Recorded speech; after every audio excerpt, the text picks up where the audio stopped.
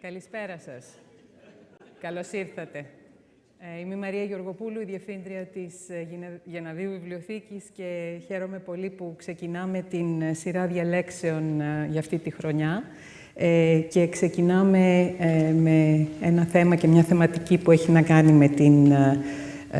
με την μικρασιατική καταστροφή και θα μου επιτρέψετε να συνεχίσω στα αγγλικά, μια και η διάλεξή μας σήμερα είναι στα αγγλικά. So, ladies and gentlemen, welcome to Kotzen Hall, and those of you who are following us online, welcome as well. And this is the opening lecture in the Gennadios Library Lecture Series for this year. And tonight we will hear about the changing meanings of Smyrna through the eyes of a non-specialist in our geographical and historical period, a sociologist, Geoffrey Olick, who specializes in the study of collective memory. On the occasion of the 100th anniversary of such traumatic events, we wanted to open a discussion with several scholars who one might refer to as outsiders because they are not connected to the events through family or they were not born there. To name those you will hear from in the next month, in addition to Geoffrey Olick, is Bruce Clark, David Reeks, Gail Holst-Farstaff, but stay tuned for more in the next months. If we can please turn off our cell phones, it helps. I too consider myself an outsider to these events, as you will read in the small essay that I wrote for the upcoming exhibition curated by Natalia Vogeikov-Progan and Natasha Lemos, opening on the 20th of October. And the title of that exhibition is The Epic of Anatolia in the Greek Imagination, the Asia Minor Catastrophe in Literature Between the Wars. Do not miss the exhibition, the opening and the exhibition, and we look forward to it. And Natalia, congratulations for having pulled all this together. I know you have another 10 days. So why do I say that I consider myself an outsider? At school, we did not have time often to cover all the material required in history to get to 1922. In university, this was not a period that was sufficiently emphasized. In any event, we preferred the true epics, the Persian Wars, Byzantium, and of course, the epic of Epirus in 1940. It is not easy to talk about military defeat or to look displaced refugees in the face and discuss the ordeals of their integration into an indifferent, if not hostile, Greece. Growing up, myself, in an exclusively old Greece home, I heard next to nothing about Asia Minor. A cosmopolitan great-aunt, a classmate of my grandmother's, who worked at a bank, always had wonderful stories to share. But Smyrna and the lost homelands were not part of my world. But for many of those who are descendants of people who called Asia Minor their homeland, the catastrophe is a very personal matter. One would say that it seems freshly imprinted in memory. In the words of Takis Tsalkitsoglu, a lawyer and president of the Association of the People of Sili near Iconium, the Greeks are still suffocating from the smoke of the burning of Smyrna. And I heard this at a book presentation about 2 weeks ago. For him, we're still choking from the smoke of the fires of Smyrna. The fumes are part of our lived experience, even if we were not alive then. In this sense, these lectures and events are, on the one hand, a memorial to those who lost their lives and their homeland in 1922. But on the other hand, these lectures are a way to engage in dialogue about how we remember and commemorate these events. What is their meaning? And how do we manage to talk about them 100 years after the fact? We felt that there would be no one better to open this dialogue than a scholar who has spent his career thinking about the past and how it is inscribed in our memory. Jeffrey Olick is William R. Kenan Jr. Professor of Sociology and History at the University of Virginia. Educated at Swarthmore College in Sociology and Anthropology, he received his Ph.D. in Sociology at Yale University. He's the co-president of the Memory Studies Association. Indeed, Jeffrey Olick is a major figure in cultural sociology and social theory and has made significant contributions to the interdisciplinary field of memory studies. His work has played a major role in reviving the concept of collective memory based on Durkheim, positing that collective memory is an ongoing process of making meaning through the past, through time.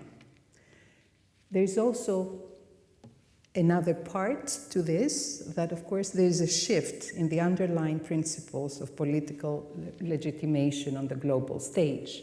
While state rhetoric once overwhelmingly focused on heroic commemorations of glorious pasts, as in the case of my high school and university years a long, long time ago, states now increasingly must confront their own atrocities and misdeeds in order to establish or maintain legitimacy. And Olick refers to this transformation as the rise of the politics of regret. His empirical work focuses on Holocaust memory in post-war Germany, tracing the ways in which state leaders grapple with the difficult legacy of the Nazi past. As an outsider, when I ask him to come and talk to us, he will offer us, we hope, fresh perspectives through which to appreciate events that are much closer to home by just looking at them from in a different way. From his publications, I state these key books, States of Memory, Continuities, Conflicts, and Transformation in National Retrospection. In the House of the Hangman, The Agonies of German Defeat, 1943-49, The Politics of Regret on Collective Memory and Historical Responsibility, The Sins of the Fathers, Germany Memory Method, and The Collective Memory Reader, which is, of course, an edited volume. Translations of his work have appeared in Chinese, Japanese, Korean, German, Italian, Spanish, Estonian, Hungarian, Polish, and Russian, but not yet in Greek. And in addition to his scholarly publications, he has also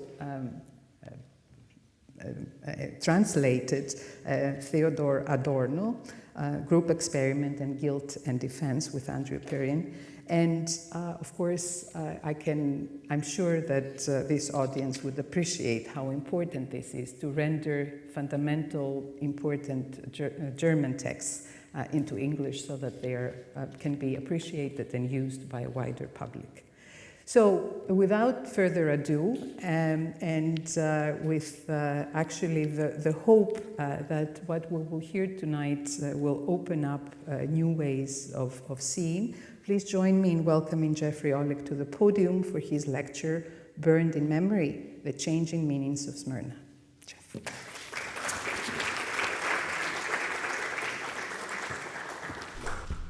Thank you, Maria. Thank you so much. Thanks to all of you for being here tonight, and thanks especially for this invitation and for the indulgence of the perspective of an outsider.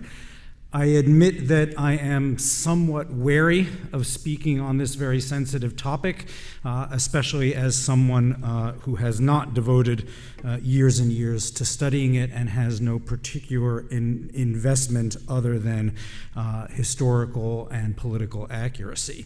The pitfalls of addressing this topic are many. And what I hope to offer is a broad contextualization of issues raised on this important anniversary. Having studied the memory of catastrophes and of trauma in a variety of different places around the world, one comes to see general patterns that can be illuminating, however crucially important and meaningful the unique cases may be, especially to those who bear the burdens of such events. More important than any analysis, any scholarly dispassion about the remembrance of atrocities or unnecessary suffering is to note the importance which transcend the local, national, or international of protecting the conditions that allow all people the full enjoyment of their life and labor. Commemorating events like the recent history of the Asia Minor conflict and the multiple refugee and other crises it produced is part of this. So in this lecture, I'll be speaking not as an historian, and even less as one with any expertise in Greece, Anatolia, the fall of the Ottoman Empire, or anything remotely related, as Maria already explained. Rather, I'll be speaking as someone who studies what's often referred to as collective memory. I'm sure you've come across some version of this term in political speech, on the front page of newspapers, in common discourse. Now, it's important to note that collective memory does not refer to some mystical group mind that thinks as one, some sort of science fiction hive that denies the individuality of its members, that is, to remember their own lives, to think about things in their own ways. Instead, the term refers to the different ways that we represent the past to ourselves and to others. Now, we know, for instance, that groups spend an awful lot of time and effort doing this, thinking about the past, representing the past, commemorating events from their collective pasts, hence collective memory. We do it by building monuments.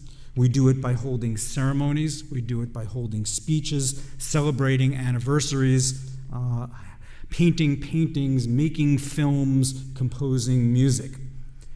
At the same time that these things are going on at the collective level, the individuals who've had experiences or who have been handed down stories of the experiences of their parents, their grandparents, and their ancestors also situate their own experiences in light of these collective frameworks. So you're trying to remember a particular experience, you make reference to the calendar and you say, oh yes, that must have been the year that I finished high school, or I remember grandma said that first this happened, then that happened. So everything that we experience, we do so with reference to these collective frames.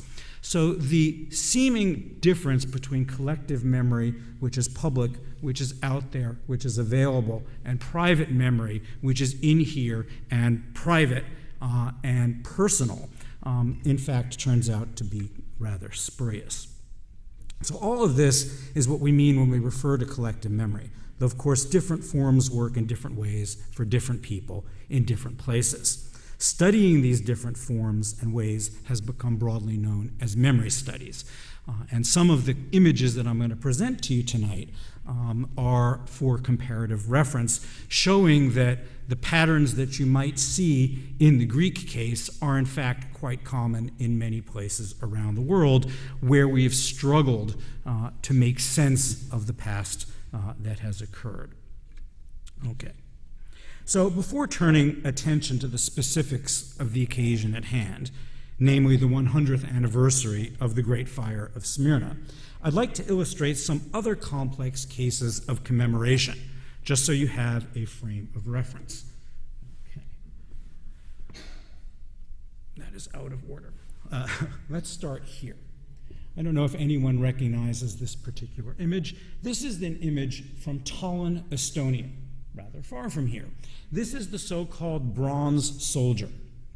Now, after the so-called singing revolution of the early 1990s, when Estonia, which had been occupied and integrated into the Soviet Union, declared its national independence, they had to confront whether they were part of the great Russian story or whether their own story was rather different. And one of the sticking points was the statue that had been built years earlier representing the Soviet, which included Estonian, contribution to the effort to defeat National Socialism in Germany. And the bronze soldier is a socialist realist depiction of a Soviet soldier, rather heroic and important to this identity. One of the things that happened is that the Estonians, in articulating their renewed sense of national distinction and independence and fighting against what they saw as an illegitimate decade-long occupation by the Soviet Union, found this particular statue to be quite disruptive. They didn't want it in the center square of Tallinn. And so what they did is they came along in the middle of the night one night with trucks and cranes, and they lifted this soldier up, and they removed it from a central square in Tallinn, and they took it very far out into the suburbs, and they stuck it behind a bunch of trees. So they didn't get rid of it, they didn't blow it up, they didn't melt it down, but they moved it out of the center of their city and out of the center of the discourse. This, of course, was seen as a tremendous provocation, a rupture between populations who descended from or identified as Russian in Estonian and those who identified and spoke Estonian. Just one example of a memory or mnemonic hotspot in world politics. Here's another example from around the same time. This is a statue to so-called Bomber Harris. Air Marshal Harris was the British military official who basically designed and ran the firebombing of Dresden. And the Brits erected a statue to Bomber Harris, Air Marshal Harris, in London. And at the unveiling, the Queen Mother attended, and Harris was considered a complicated but heroic figure ultimately in the story of British memory.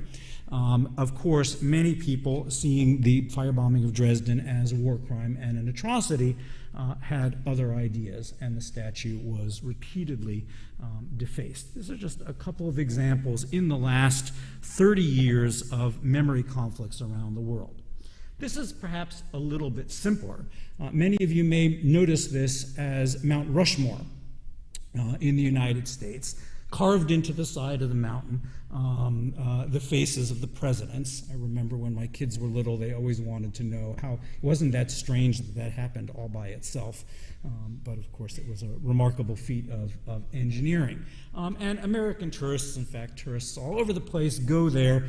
There was, you may recall, some talk that Donald Trump wanted his face to be added. I think it only fell apart because he couldn't imagine having to share the space with 4 other people. What we don't know is that Mount Rushmore was in fact built, carved, whatever the right word is, on land that was appropriated from natives. And in fact, this was considered by native groups to be a desecration of native space. And so, in fact, as an answer to this, there is a second memorial on the backside of the mountain, which almost no one knows about. I'm sorry for the picture didn't blow up well to the giant screen. This is the so-called Crazy Horse Memorial, which is an effort to it's much bigger, actually. The face of Crazy Horse is bigger and incomplete in reaction to the faces of the American presidents, meant as a native response to this appropriation of the landscape for a particular kind of narrative. So you can see even in the most sort of taken for granted representations, there's always the potential for conflict. Some of you may recall in the mid-1980s that there was an effort at the Smithsonian Institution in Washington, D.C. To commemorate and to analyze critically the decision to bomb Hiroshima and Nagasaki that ended the Second World War in the Pacific. And what was supposed to happen is they were going to include, this was the airplane, the Enola Gay, that dropped the bomb on Hiroshima, and this was going to be part of the exhibit. But there was going to be a great deal of didactic work in tableaus on the walls of this, examining the ethics and the politics of the decision to use the atomic bomb. What happened was American veterans groups objected. They viewed the questioning of this decision, which they viewed as an effort justified by the goal of saving the lives of American soldiers, which is still complex and debatable, and maybe part of the discussion about Hiroshima, but not necessarily as much part of the discussion of Nagasaki. The veterans groups dissented and objected to this depiction. And what ended up at the exhibit is basically you have a rather mute presentation of the bomber. There's a little bit of stuff on the mechanics of the engine and things like that, but as you see, there's no text on the walls. There's no discussion of the morality and the politics because it was seen as discreditable by the veterans and too complex to push through a more nuanced depiction. Yet another example from the American context. This is the Vietnam Veterans Memorial on the Mall in Washington, D.C., which is relevant perhaps to the case of Smyrna because it's commemoration of a national trauma. That is, the Vietnam War was seen largely as a defeat. And in fact, one of the interpretations of the memorial design is that it depicts a scar in the American soul. That is, it's not a big guy on a giant horse up on a pedestal. This is a slash in the ground. It's dark, it's quiet, it's contemplative, it's memorial and not monumental.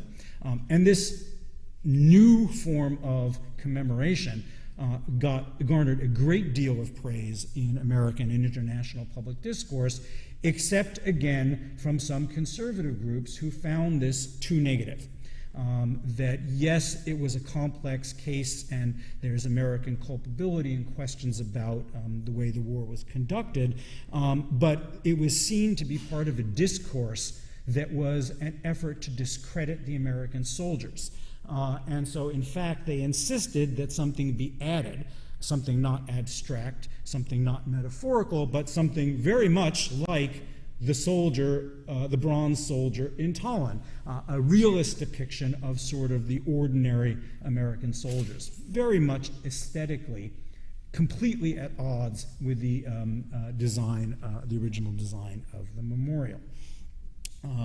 Finally, just another example of contested commemorations. This is the Yasukuni Shrine in the heart of Tokyo. And Japan lost the war. And the defeat in the Second World War is also a trauma and is something shameful, but there has been an effort to, in fact, rehabilitate the reputation of Japanese militarism. So right there in downtown Tokyo is this shrine, and they installed World War II era bombers, and in fact they have military displays. This is not from 1944.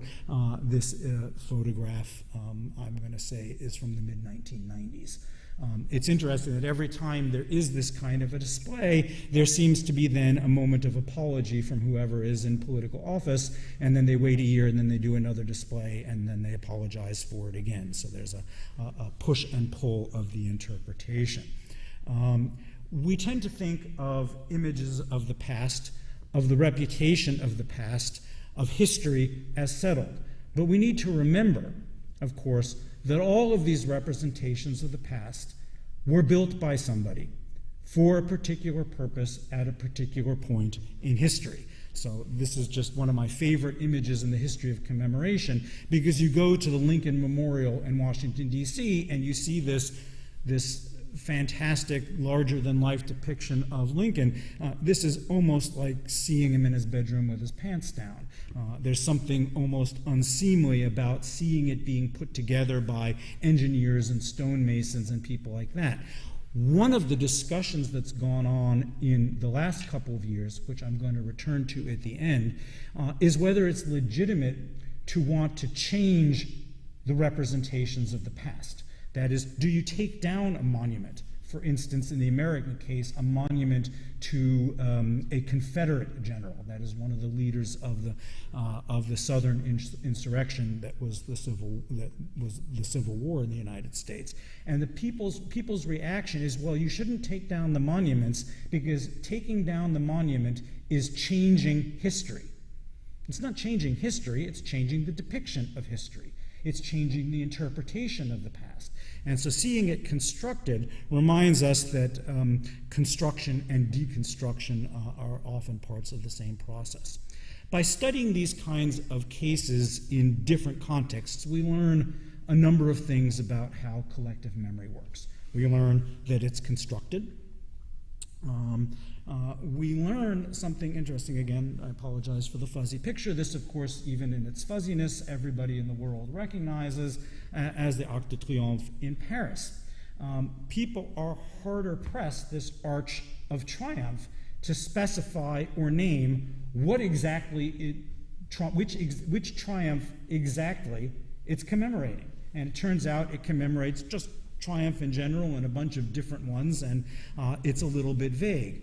In fact, these commemorations of the past take on different meanings. In the case of the Arc de Triomphe, mostly it becomes a traffic landmark. And you see people trying to figure out in this strange circle, the Place de l'Étoile is more like the place of continual car accidents. But instead of driving up to it and thinking about heroic France and its triumphs, you basically try to figure out how to make a left turn. So when we build these monuments, we don't know exactly how they're going to be taken. Here's yet another example that engendered a great deal of controversy. This is the Holocaust Memorial in Berlin. Really quite remarkable construction. Took a great deal of conflict, planning, and change of plans before this memorial was actually built. The one thing that the memorial designers and those who paid for it and wanted to see it built didn't take into account is that you can never really control how people are going to use it.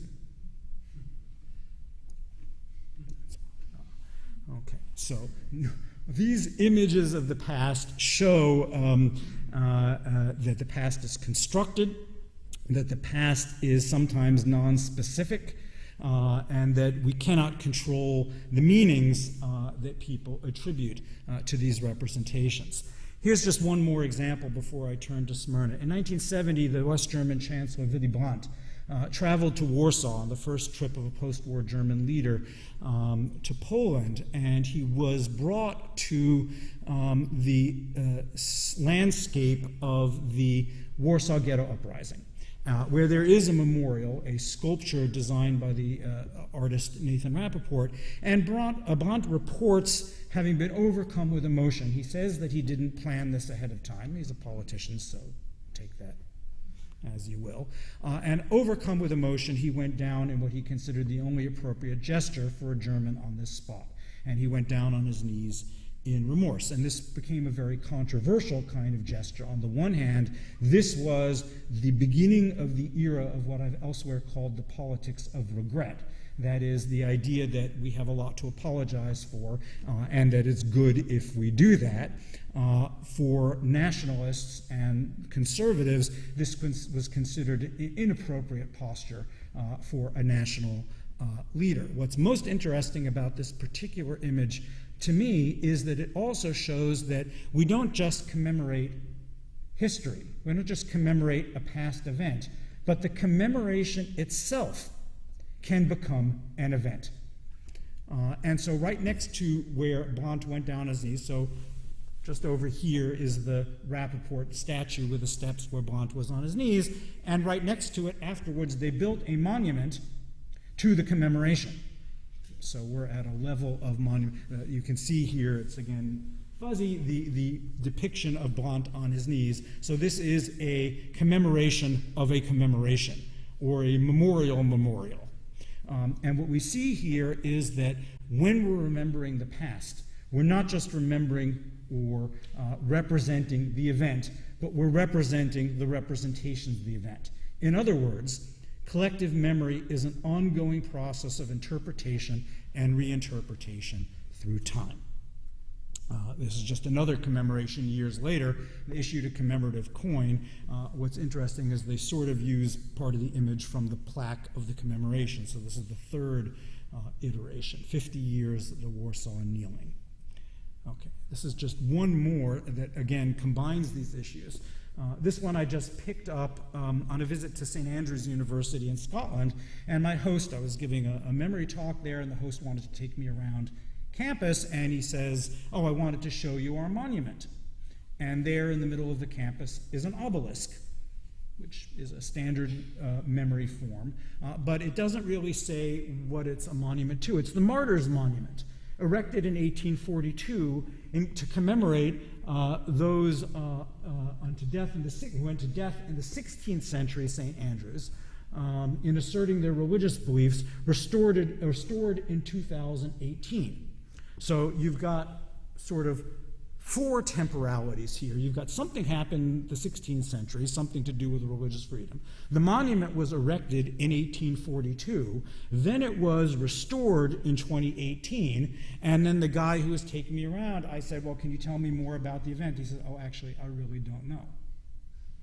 So you see this complex intertwining of memory through time.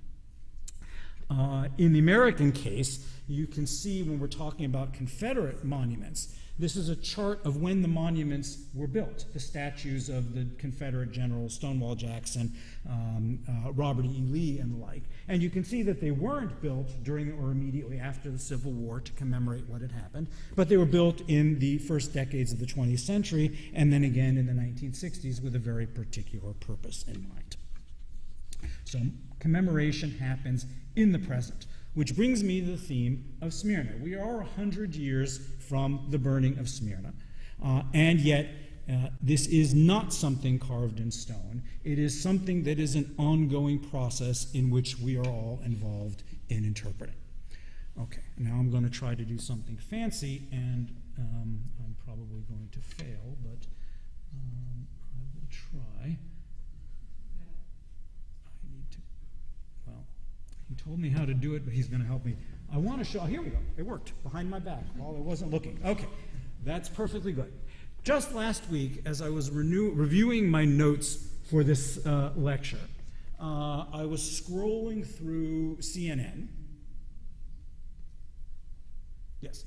And I came across this story, which, as you can see, bears the headline, Izmir, Turkey's historical capital of cool, is back on the rise. Okay.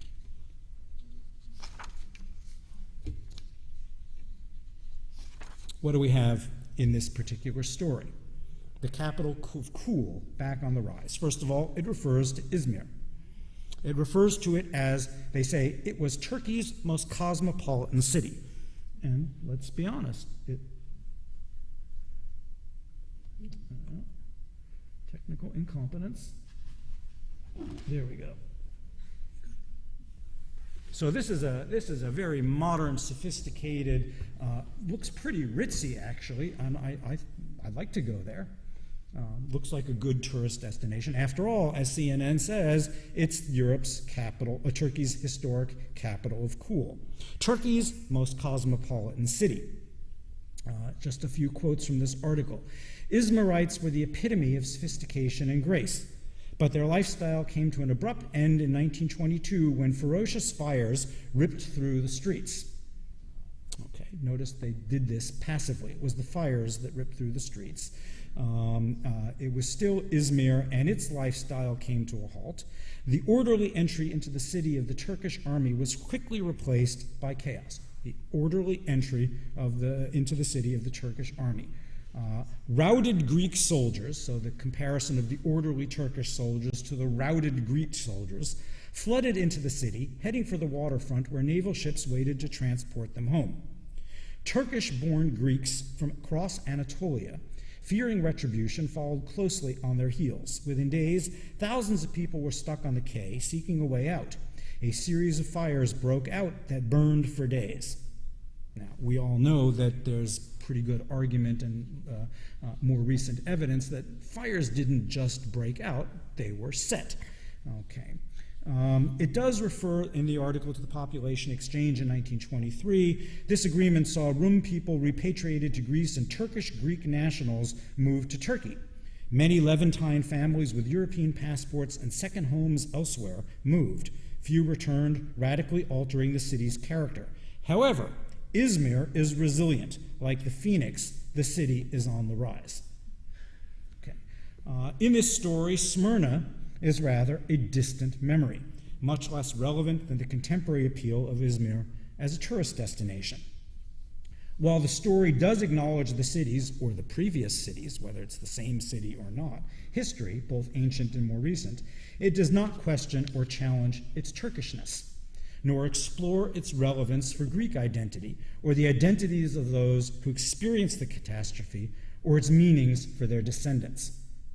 Now, what about Izmir itself, beyond the CNN silly little story? Here, too, one is hard-pressed to find evidence of a strong memory of the catastrophe.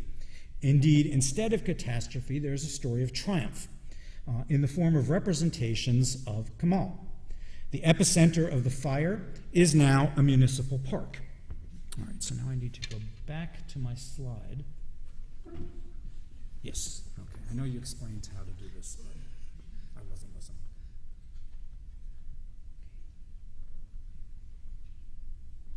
Okay, we somehow got ahead of ourselves. Yep. I was back. I don't know how these got out of order. No, it's here. There we go. That's the one I want. This is the Kotor Park in Izmir, which was built on the land where the fire was the central area that was destroyed by the fire. So there's now this quite lovely, modern, urban-looking park on the site of this atrocity. Well, all well and good that there should be this space carved out on this historic spot. Yet, what is the representation of history in this park? There is, in fact, representation of history. It's just not the history that, as it would look from the Greek perspective. The Kotor Park is surrounded by walls and has 5 entrances, 5 entrance gates. The first 2, Lausanne Gate and Montreux Gate, and I apologize for my pronunciation, refer to 2 international treaties, namely the Treaty of Lausanne and the Montreux Convention, respectively. A third gate refers to the date of the liberation, they say, the liberation of Izmir. The fourth gate is entitled Republic, and the last refers to the start date of the Battle of Dumlupinar, the last battle of the so-called Turkish War of Independence. And so the historic, the mnemonic landscape in the park in Izmir, which used to be Smyrna, is now itself a monument or a tribute to Turkish nationalism and this heroic struggle, this triumph. No commemoration of the tens of thousands of dead, no acknowledgement of the human toll, not simply of the fire itself, but of the population transfer. And the population transfers down the peninsula as well as up the peninsula. The number of people whose lives were destroyed, disrupted, radically altered, and to say nothing of the disappearance of so many Greek men who were transported to the Anatolian interior, never to be seen again. So how do we, understanding that memory looks very different from the Turkish side than it does from the Greek side, what can be said about the history or the meanings of Smyrna in Greece?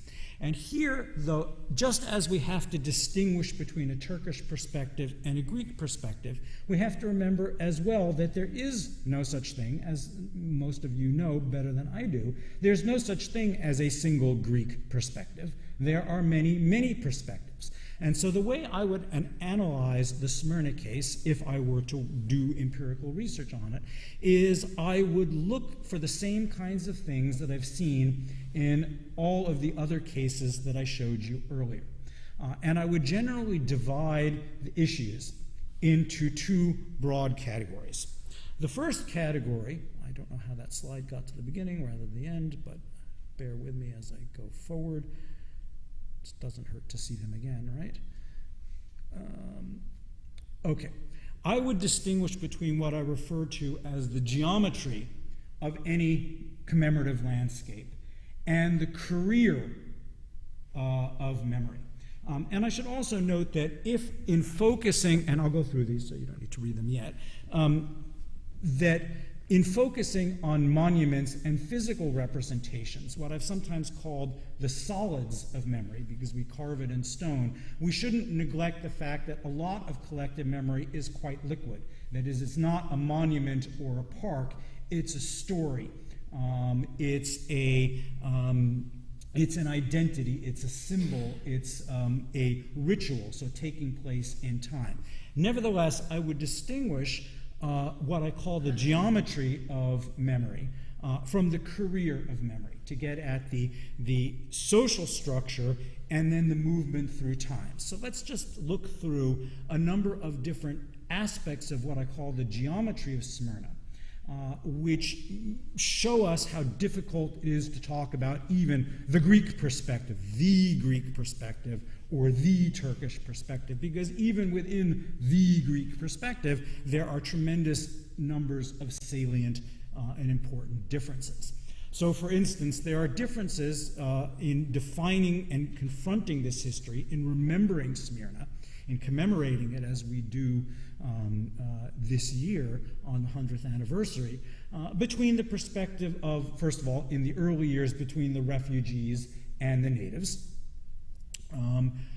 but also, as Maria made clear in her introduction, that those who have a family identity that is stamped by, directly in a personal way, by the memory of Smyrna, by an attachment to that land or that experience, from those in modern-day Greece who don't. Certainly was incredibly salient in the 1930s, late 20s and 30s, that is the first decades of the refugee crisis, but remains salient to today. There are, of course, important differences, and when we think, for instance, about refugees, refugee is both a choice of a term, labeling it in a particular way, that is, we're not referring to migrants, we're not talking about escapees, we're talking about refugees, yet even within the category of refugee, there are enormous differences. The refugee category includes people who were wealthy landowners, includes people who were internationally oriented industrialists, and it also includes people with more lives tied more to the land. It includes the rich and it includes the poor. It includes the people who came from Smyrna itself or from the famous suburb of Paradise, aptly named, I guess, or who came from surrounding regions. It also matters a great deal where the different refugees ended up settling in national Greece. And there are cases where people landed in a situation that was comprehensible. So someone who was a professional or a merchant or had wealth who ended up, for instance, in Athens with international ties versus somebody from that same background who maybe ended up in a hinterland. By the same token, there are peasants who ended up in a hinterland. There are peasants who ended up in Athens. And so this category of refugee, and we speak about refugee memory, we have to remember that there are both push and pull, origin and destination factors, which are complexifications of the ways in which we remember. In the early years, it's important to remember that there were very strong differences in the framing of the memory among veterans who had one set of experiences, between politicians who had a different set of objectives, namely to solve problems of the refugee crisis, and the refugees themselves. And in the first decades, it was in fact the discourse of the veterans and politicians that dominated the public stage, where there was very little in the way of commemorative articulation among the refugees themselves. There were, of course, differences between those who had sided with Constantine and those who had sided with Venizelos, the residues of the schism. So we see how earlier history and earlier identities are transformed through these moments and, in fact, transform our understanding of those moments. There are those who wanted to frame, particularly historians, for instance, who were interested in framing, who wanted Greece's orientation towards the West and who saw Greek problems within European politics, and those who were primarily interested in Hellenism and World War I as a moment within a longer decade of Greek politics. So the attention to 1914 to 1917 as the crucial years was only for some people. Other people, it was this decade from 1912 to 1922, and even longer standing struggles of the 19th century. This too is important, and we saw it in the CNN article. How far back do you go? You could go back all the way to the fall of the Byzantine Empire, right? The fall of Constantinople. You could frame it in terms of 19th century struggles. You could go back to the 1890s, or you could make it a problem that began in 1912. Historians, as well as ordinary people, deal with these multiple frames of references.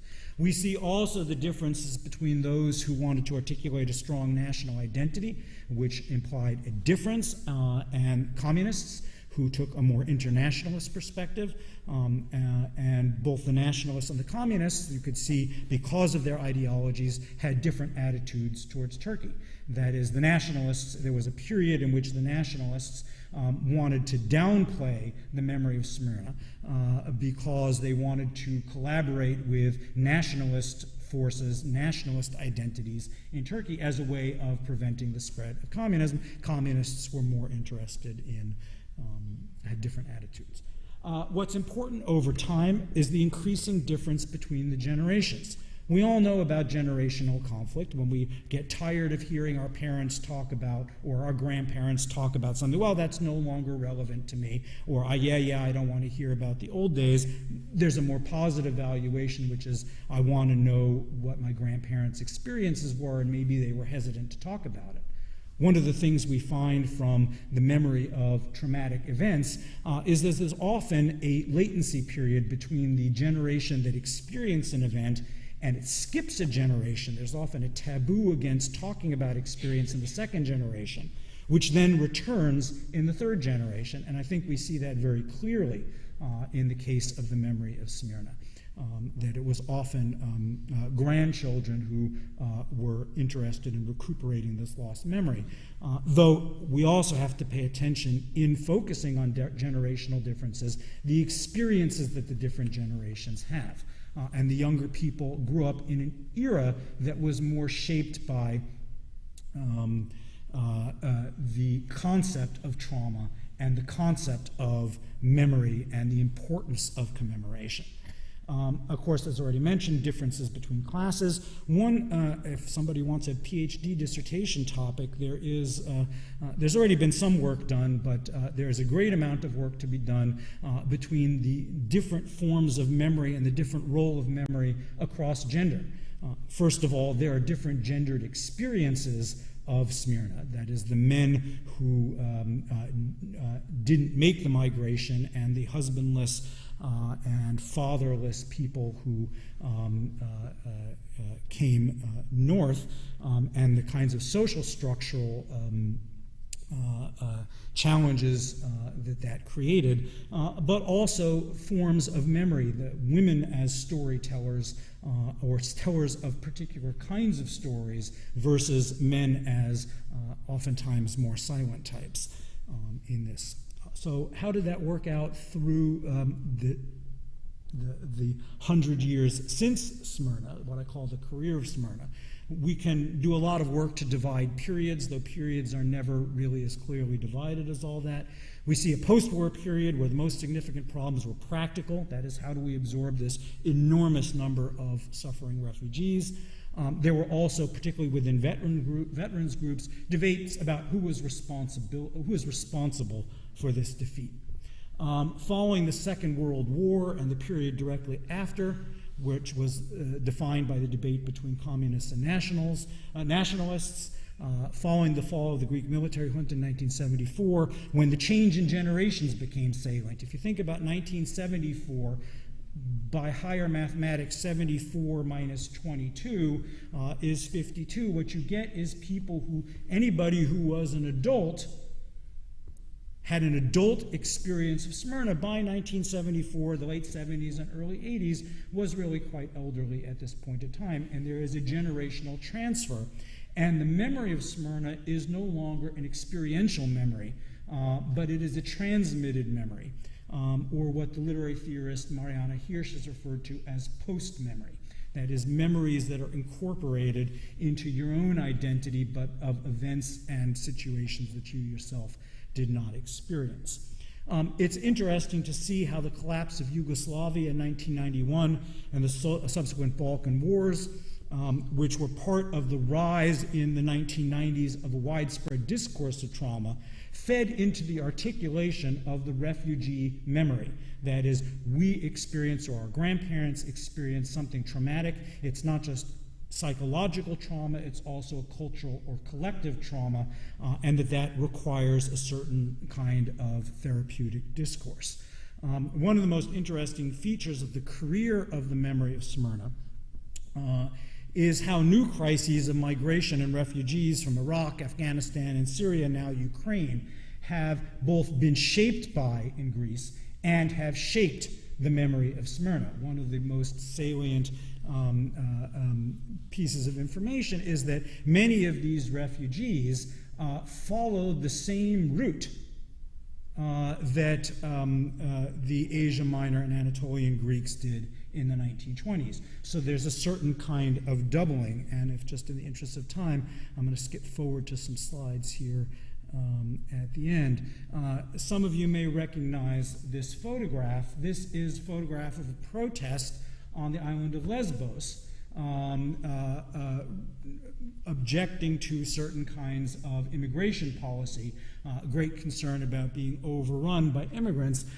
I couldn't help from a distance, and not having been to Lesbos myself, that the very shape of the quay here is enormously reminiscent of the quay at Smyrna. And so there's a certain kind of echo or after effect here. Okay. So much for the enormously quick trot through the geometry and the career of Smyrna. The question is about the future of memory and the present context of memory. And just in conclusion, I'd like to offer a few thoughts. Now, the current state of memory politics is a new one. Maria already referred to my earlier work on what I called the politics of regret.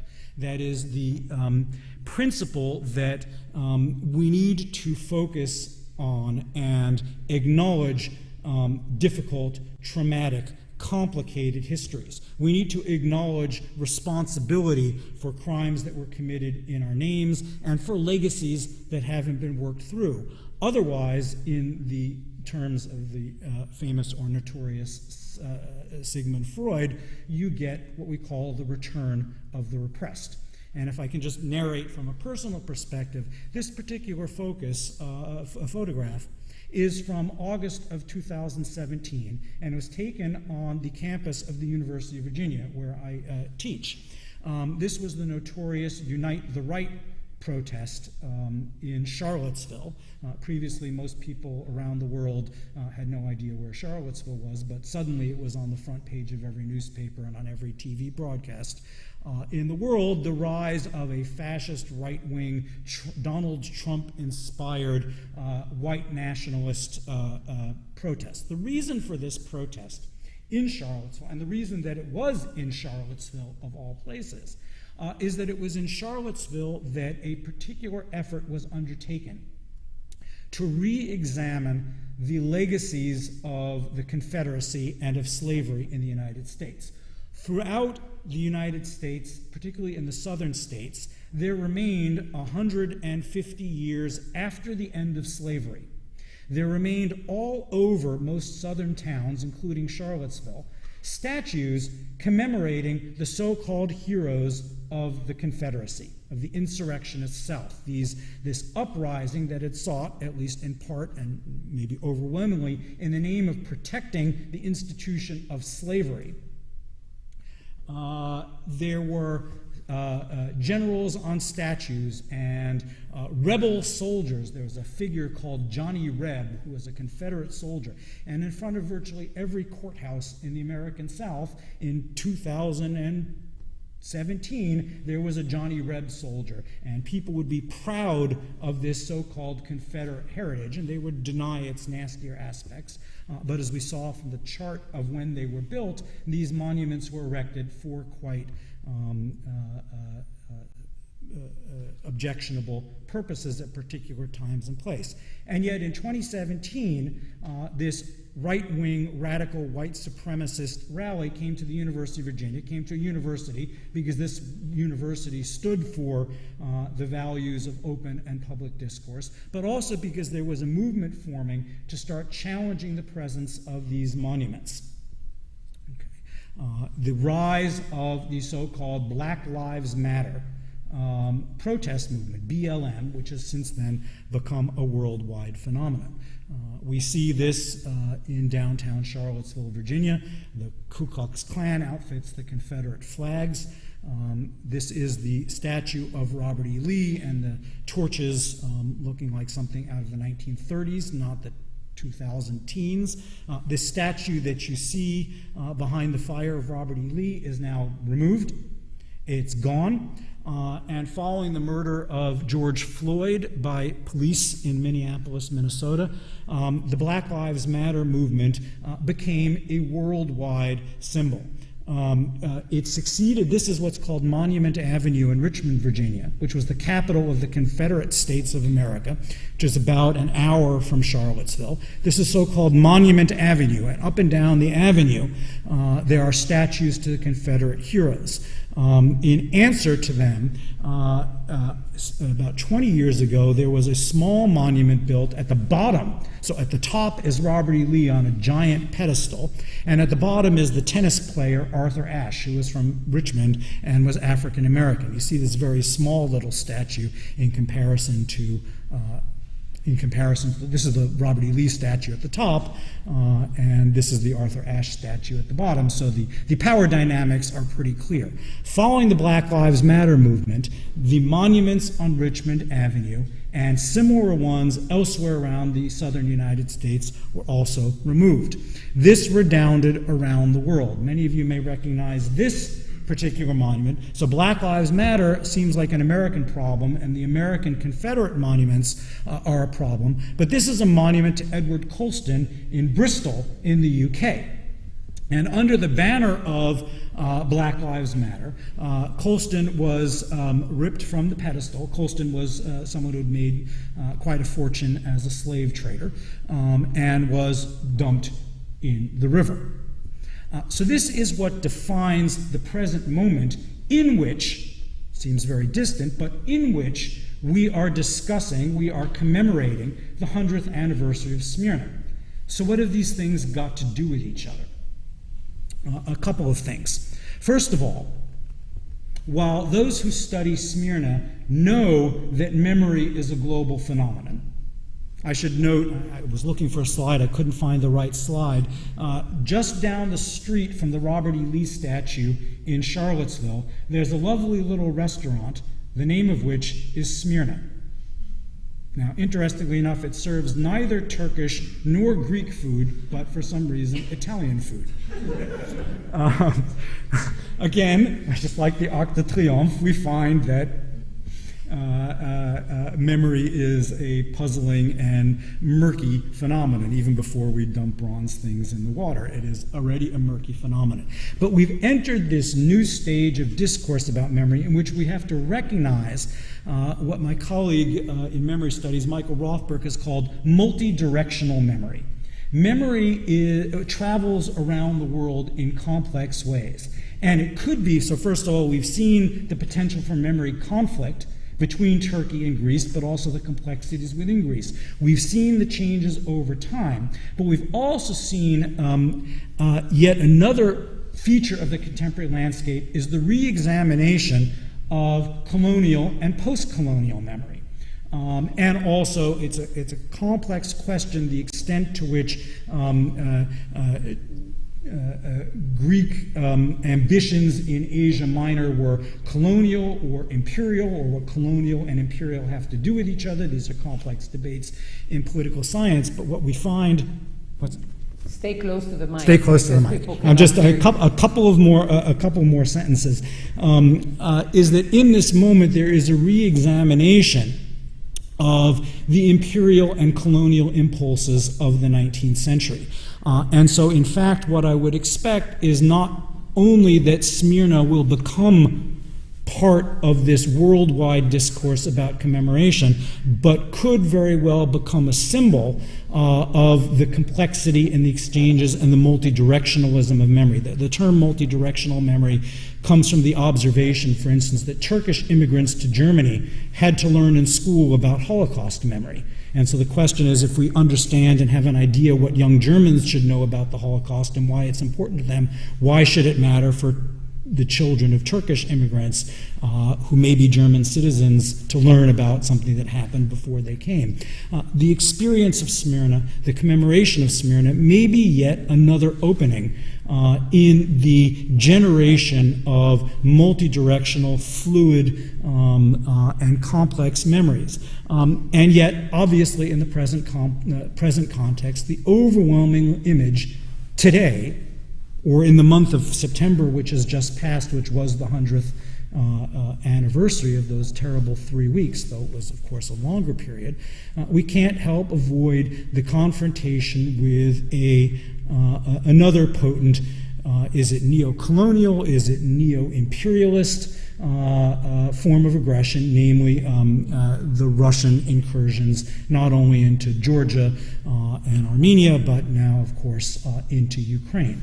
And we see, of course, just like we see a doubling between the protests about Middle Eastern immigration through the Asia Minor route, that is the Smyrna route of migration, we see obvious doublings between the history of that terrible decade of 1912 to 1922 and what we may in fact come to refer to as another terrible decade, which we are in the middle of.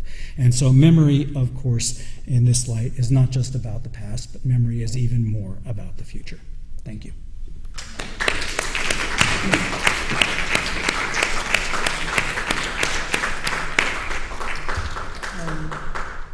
Thank you, Jeff, for reminding us, because we are in the American School of Classical Studies, about damnatio memoriae, with the statues, the fallism of the statues, and bringing us bringing Smyrna and 1922, when the catastrophe within a much larger discourse, which in some ways it can be uneasy, because for all of us, and you've done your empirical study, it's extremely important to know the specifics, extremely important to understand exactly what happened. And yet, at the same time, in some ways, maybe it is helpful to understand that, trauma exists elsewhere, but where do you find your place, your position into a larger perspective and into a larger scope of things? I wanted to thank you because I think you did exactly what I thought, what I asked you to do, and thank you for that. But I do hope that this opens up discussion from within this auditorium, and for us to continue discussion and to understand and appreciate what we gain from this perspective, from opening up, but also on another level, what you suggested in the end, that it's not that the local or the memory of the local sort of really is helped by creating something much bigger. But I will stop here and ask if there are questions from the audience. Can you wait? Can you wait for the mic? Yes, thank you. Thank you very much for a wonderful lecture, a challenging one. It was very interesting to see and hear your point of view. 2 points I wanted to raise and to ask for your opinion. Certainly, memory is not the same as historical memory. Memory does things to history which don't really belong to history, are not very often part of history. Memory, the way that we live through it, especially now regarding the particular events of Smyrna, is not what actually happened. I'd like to bring just 2 examples. On the first week, first weeks of refugees pouring into the Eastern Aegean Islands, there were refugees coming into Lesbos. And a group of elderly ladies were waiting for them and embraced them and carried them into their homes, saying, we are experiencing now the same events that our grandparents experienced when they came into Lesbos. The refugees were Somalis. They had nothing to do, nor had they followed the same route. Nor did they have the same objectives. They were not forced to leave their countries. I mean, there's a huge difference. But they were welcomed. So perhaps we can call that, to be very brief, wishful memory. This is what the ladies wanted to remember, and they remembered it by seeing those Somali refugees. The second point I wanted to raise is the ideology of memory. Turkish historical memory of what happened in Izmir is never going to be the same as the Hellenic memory of what happened in Smyrna. And no matter, even if we try to agree what the actual historical event was, if it were possible to just film all the Smyrna events and go at it second by second and say, this is the fire, this is the army, this is what they did, this is who murdered whom, the Turkish point of view will be entirely different from the Hellenic point of view, and certainly from the Armenian point of view, from the Levantine point of view, from the Kurdish point of view, because this, as you mentioned, is a cosmopolitan society. And the historical memories of the various minorities differ hugely. So, thank you very much. What you brought to our attention is very interesting. It's so complicated. Thank you.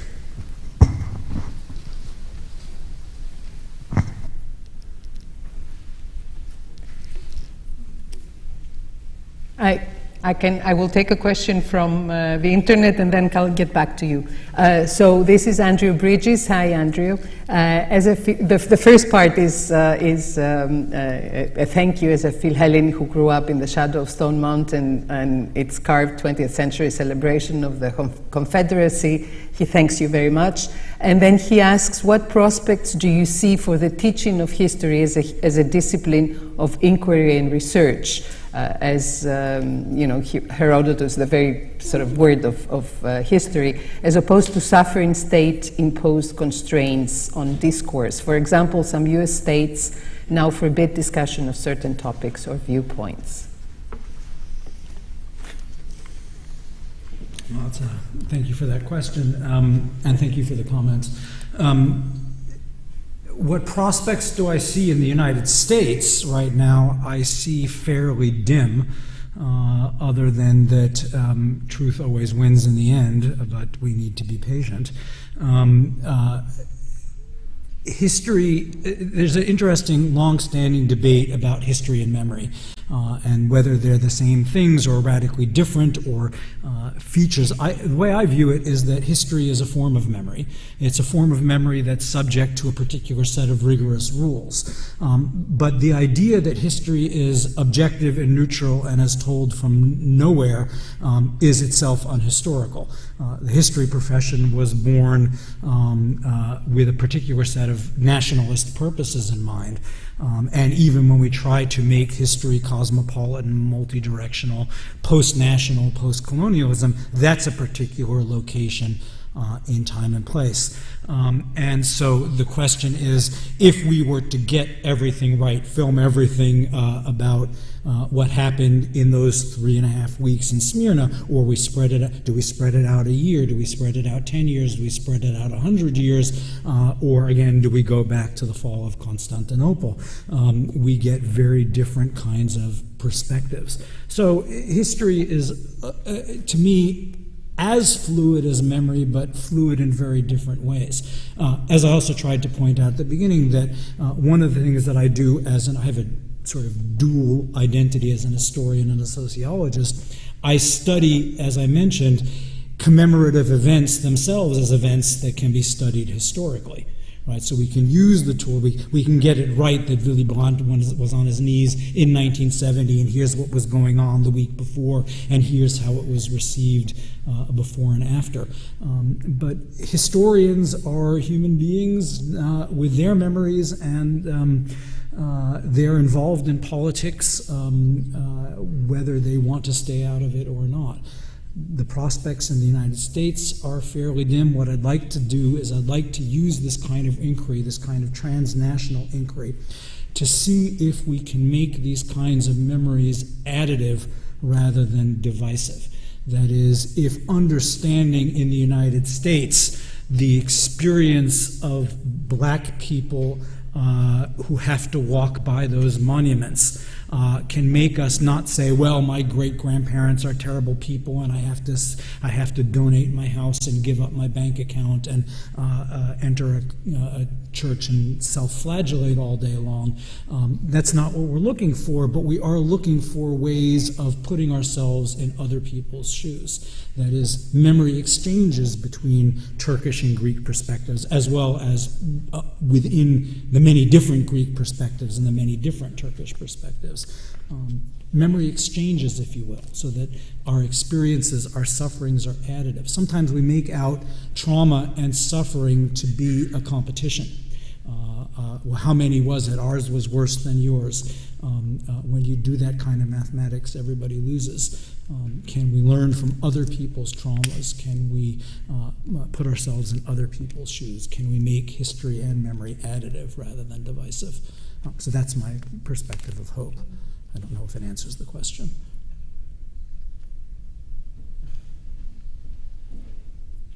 Yeah, hi, yes, thanks for a great talk. You sort of answered my question with what your statement is, with what you just said before.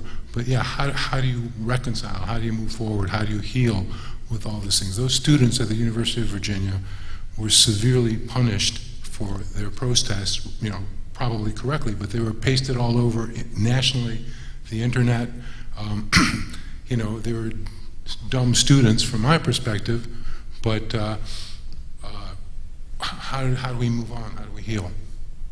Okay, so first of all, just get the facts right. They were not University of Virginia students. They were outsiders who came onto the campus. They had the one complexity is that the leaders of the movement had both gone to the University of Virginia as students 30 years before, which is one of the reasons why they came to the University of Virginia. But those people in the photographs were not University of Virginia students. How do you heal? I don't know that one of the problems with the discourse of trauma is that the answer to trauma, which is a condition that demands therapy or treatment, there are, of course, things that can't be healed. You can't put it back together again. The question then is, how do you go on? What do you do after trauma? And again, the hope is that you can find ways of exchanging perspectives and seeing similarities. Well, there's no comparing the experience of the Greek, the Anatolian Greeks who lost everything, and the Turks who some of them also lost a lot under Greek military aggression. We have nothing in common. We're completely different. And there's no, well, maybe there are some things that we can find. If we can find one thing in common, maybe there's some addition. Maybe there's some moving forward. But the perspective I take out of this is Well, standing here in Athens is the tragic perspective. Tragedy is not about being overwhelmed by sadness. It's about how you go on with this kind of knowledge. We know that these things happened. We know what the suffering looked like. The question is, what do we do next? And one of the great signs is, it's of course tinged with racial dynamics, but Europe has done a pretty impressive and sort of heretofore unimaginably good job with Ukrainian refugees. Europe has been more welcoming than they have been in the past, and it's not conceived of as a national problem. Yes, in the wake of the exodus out of Asia Minor, the American Red Cross and lots of other international institutions provided aid and got involved, but the kind of international, non-national, in a way, European response to the Ukrainian crisis, I take at least guardedly as a sign of hope, as a sign of learning from all of this attention to trauma, not in a, I'm going to talk about my trauma and you go over there and you talk about yours and we're never going to talk together. There are two questions in the back, and there are more questions, but Dimitri? Thank you for a great talk. I just wanted to, well, it's a kind of a point/question, and it's the issue of public history and who formulates public history. Because I've heard a couple of points on commemorating history, official history, and so on. So in the Greek case, which I'm more familiar with, there is an official historiography and official commemoration, let's say, that started in the 1930s, then it evolved, it changed after 1989 with the influx of Pontic refugees after the collapse of the Soviet Union and so on. So from the Asia Minor catastrophe, again, we changed a bit and it took a more specific kind of commemoration according to origin, whether you were Pontic or Smyrna and so on. And then, obviously, there is an official history taught at schools, a mainstream kind of history.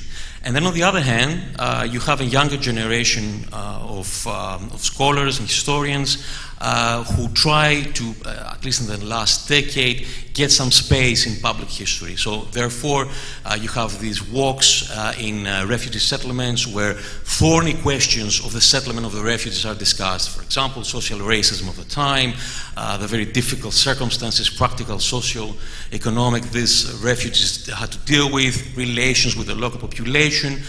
And also you have new works that basically introduce a kind of exchange of ideas and exchange of traumas and how you deal with trauma with, I would say, younger generation of Turkish scholars, the majority of whom, I need to point that out, live outside Turkey for obvious reasons. So my question is there a standard, a transnational, as you said, standard of how this contest between an official historiography and an official commemoration and a forging of memory reconciles or at least discusses with public history that comes out of a younger generation of scholars who do not carry the burden of the previous generations? Because I think that nowadays, a century after the Smyrna events, we have the maturity both to acknowledge our own actions and agency in 1919, 1922, and I will even start from the Balkan Wars, but at the same time be able to discuss also the agency of Turkey, Turkish nationalism and so on. So I think that on the one hand you have two different discourses, and a Greek official discourse, a Turkish official discourse, and then you have a younger generation that I guess is at least trying to discuss. Not necessarily to reach common conclusions, but enter a discussion. Thank you. Yeah. Thank you for that question. I agree with almost everything you said. Get closer to the mic. Yes, sorry. So there are certain kinds of memory that are zero-sum. So the government, the Ministry of Education has to choose which history book they're going to use in the classroom. And you can't have every student in the class gets their own, their parents get to decide which textbook they're going to use. So this is, I would call, a zero-sum kind of commemorative decision. The same thing with public space. Not anybody can, build a monument in the middle of a major square in a major city. You have to get permission and licenses and have a competition and follow a certain kind of rule. But as I tried to show, first of all, even the things that are rather zero-sum can be responded to in unpredictable ways. So people can, first of all, illegally, they can rip down a statue that they find offensive. They can protest around it. They can spray paint on it. They can respond to it in critical or unexpected ways. They can also, there's also a distinction between official memory and what we call vernacular memory.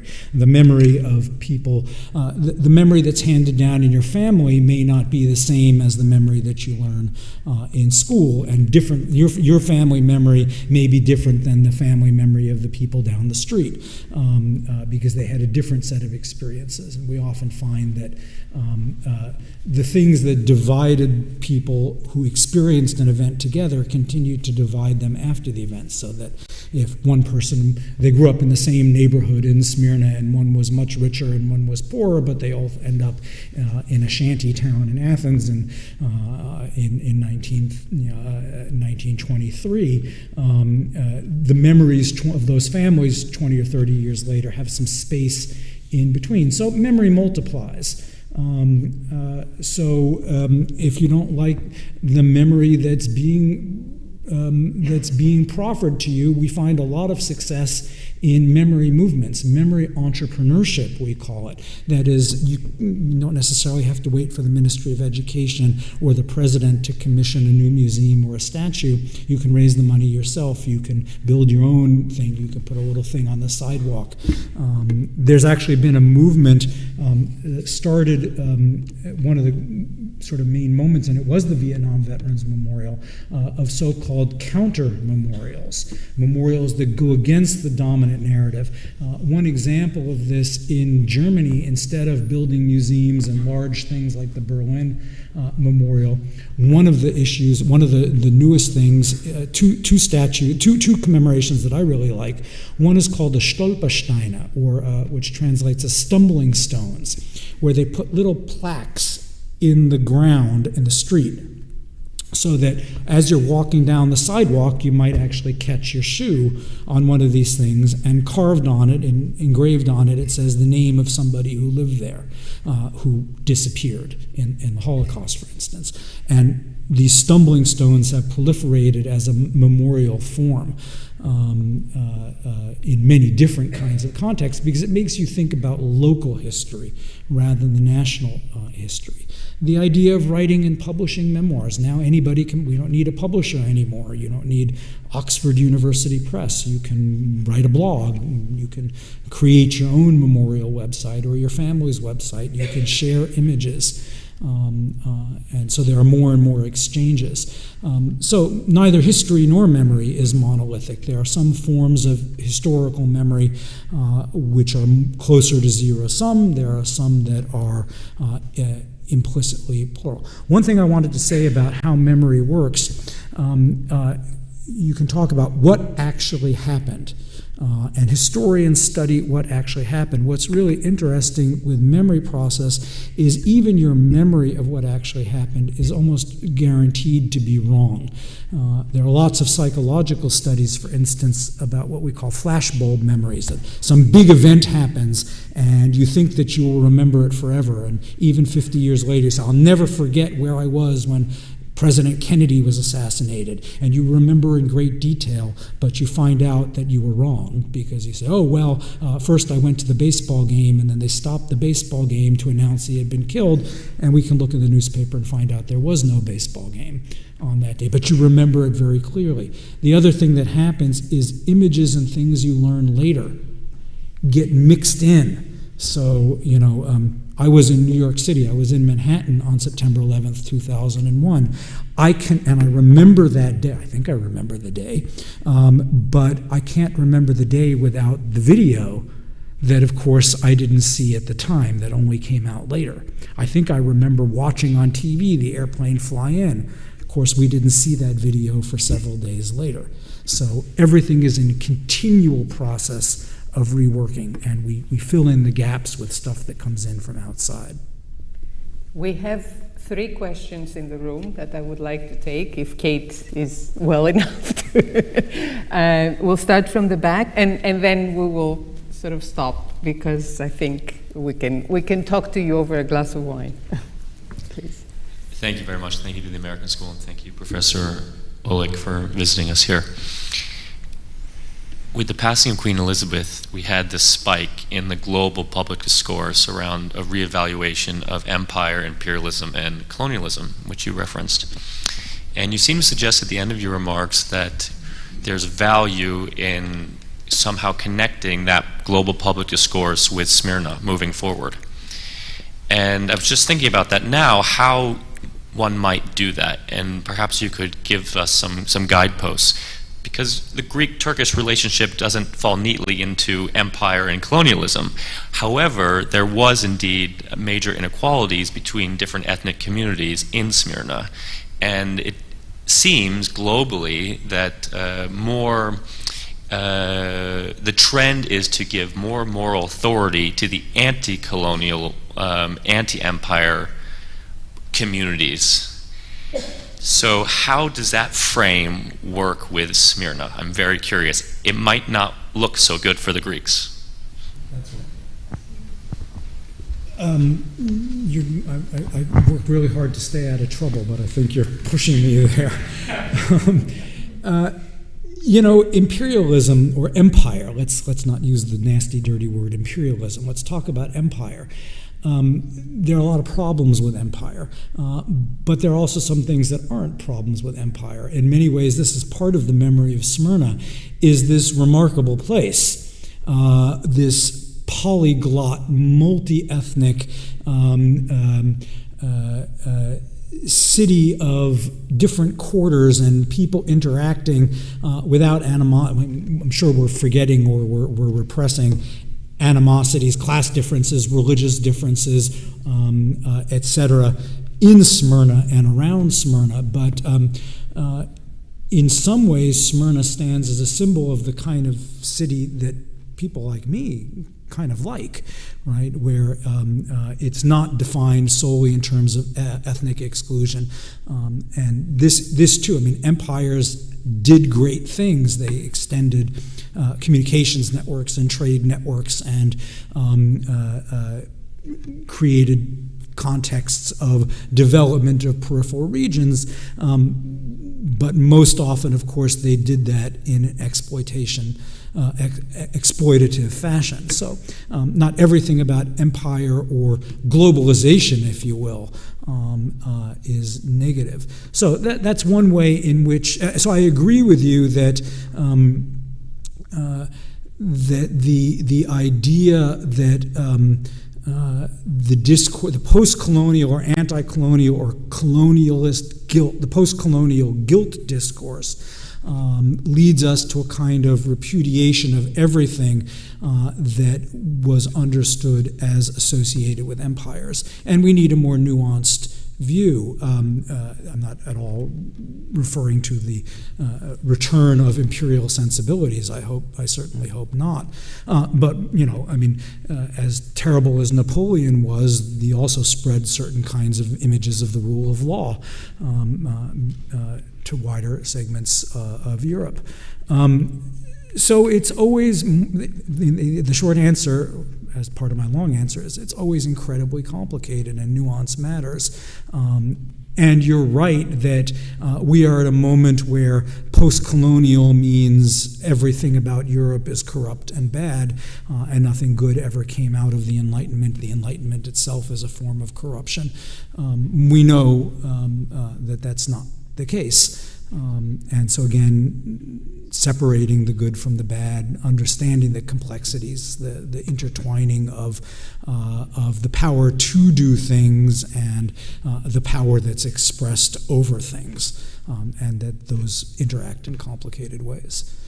The story of Smyrna is good, bad, and everything in between, right? And there needs to be space. Of course, a history textbook publisher says, "No, I'm sorry, you've had your 500 pages. You have to stop." Well, the other part is, of course, the history books may seem very zero-sum, but what's the longest a particular history book that's decided on by the state has ever been in use? They get rewritten. There are second, third, 12th, 15th editions, and then finally they move on to a different thing. So the official history changes just as rapidly, sometimes more rapidly, than the vernacular history. Εδώ μπροστά.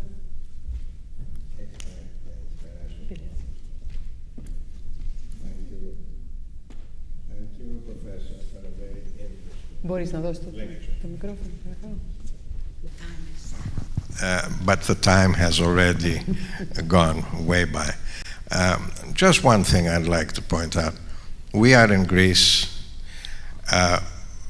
and as far back as you go in history, you will see that Greece has always been an open society. We have always welcomed a different opinion, new people coming in. The same was in Smyrna. And considering that you as an academic are so concerned about collective memory and our own memories, because we want to get to the truth of what really has happened in the past. But can you do this today when we have the closed societies which involve 2 billion people on this planet going east from Greece? You run against a brick wall of propaganda, distortion, social media are not allowed. So we have billions of people in the dark. And I would be very concerned if I was an academic, as you are, in trying to look at the future of historical analysis when faced with all these tremendous odds. That's all. Coming from a Greek with both parents born in Smyrna. Thank you very much. I would say it's not only the closed society, there are portions of open societies that have become quite closed. In the United States, the domination of the information ecosystem by lies, by distortions, by alternative facts, as the expression was in the United States. By the same token, in the so-called closed societies, there are people working at the margins, people working in the cracks to keep truth alive. You see it in part by the young Russian men who are fleeing from conscription. You see it from the people who are on the streets in Moscow and elsewhere. You see it on the internet in people using much more sophisticated computer awareness of security to exchange ideas. You see it even in my Chinese students who all have VPNs so they can bypass government censors. Yes, a way in which your online activity can't be traced. So there is I wouldn't call it public discourse, but there is a shared discourse that to me is a sign of great hope, but we don't underestimate the forces of closed societies. Yeah, we're in a crucial moment. Yeah. Katie. So we'll take our last question and then we'll let you go and have a drink. Sorry, I'll try to make this quick then. I'm fascinated by the idea of the solid versus kind of liquid memory and how we interact with these things. And I'm wondering if you could speak a little bit about how a situation like Smyrna might be manifested in sort of solid monuments, and if, you know, there's something that is more effective, but be it like through psychological studies or something, of the efficacy of, you know, being in front of a solid monument versus having conversations, or if one of them affects the other, you know, how something like the fire in Smyrna could be manifested for generations. So, I mean, the liquid and solid thing, of course, there are also other states. There's gaseous memory, you know. There are lots of different, you know, media of memory.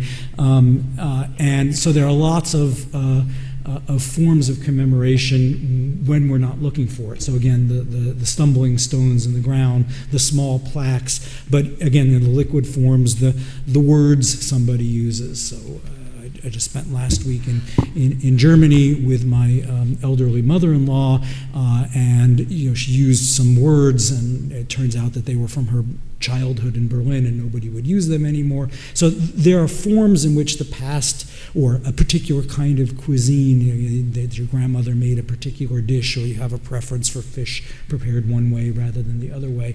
We're saturated with residues of memory. And so I think we need to notice the liquid forms of memory. We need to propagate them. I think we also, for my part, I think we gravitate too readily towards the most solid forms of memory. I think the age of building large monuments up on big pedestals in the middle of a town square is receding, and I don't think that that's necessarily a bad thing. Here's a memory strategy that I've not managed to convince anybody is a good idea, but I keep trying. Is at least in the United States, we have a cliche about wedding anniversaries. Your first wedding anniversary is the paper anniversary, and the 5th is the wood, and the 25th is silver, and 50th is gold, or I don't even know what they are. We need more commemorative forms that aren't granite, that aren't bronze. And if you think about it, there is a natural temporality that affects the kinds of events that we remember. Is there still somebody alive, or someone who knew somebody who was alive, who had the experience that could be handed down? We don't need to remember everything in granite or bronze. So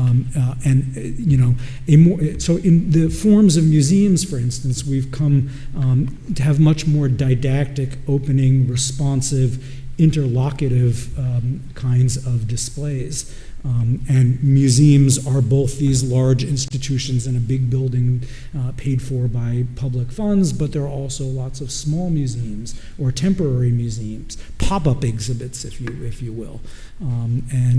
If we're attentive to where those might pop up, both intentionally and unintentionally, I think we can really make our sense of our past and its relevance for the present substantially richer than we do when we drive by the Arc de Triomphe. Well, thank you very much for not only for the lecture, but also for an exciting 45 minutes or 40-minute question and answer period. Thank you very much for opening up this discussion here. We have a small museum, and we really all want you to come back on the 20th, for the opening of the exhibition. And thank you very, very much for sharing this with us. And